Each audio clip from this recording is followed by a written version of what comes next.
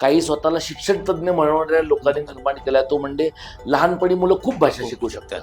आता प्रश्न असा आहे की लहानपणी मुलं खूप भाषा शिकतात, पण कोणत्या वयाला कुठली भाषा कशा पद्धतीने शिकवावी याचं एक गणित आहे, याचा एक तर्क आहे, याचं एक तारतम्य आहे।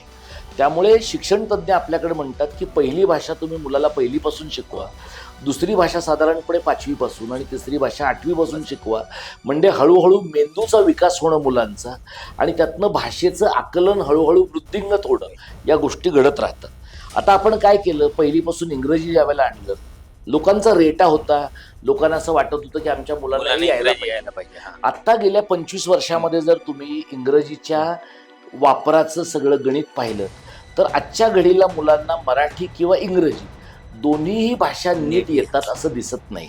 म्हणजे खरं तर पहिलीपासून 2 भाषा शिकवल्या तर दोन्ही भाषा नीट यायला पाहिजे, पण काहीतरी आपलं शिक्षणशास्त्र आणि बालमानसशास्त्र इतकं गंडलंय की आपल्याला मुलांना दोन्ही भाषा नीट येत नाहीत, पण आपल्याला ते मान्य करायचं नाही। त्यामुळे आता तर परिस्थिती अशी आहे की पालकांना वाटतंय पहिलीपासून नाही जमत आहे का, मग बालवाडीत घालूया, त्याच्यापेक्षा जमत नाही का गर्भसंस्काराच्याच वेळेला शिकवता येते का बघूया। इतका वेडसरपणा समाजात आपल्या निर्माण झालाय। पूर्ण व्हिडिओ पाहण्यासाठी महाराष्ट्र दिनमानच्या YouTube चॅनेलला व्हिजिट करा।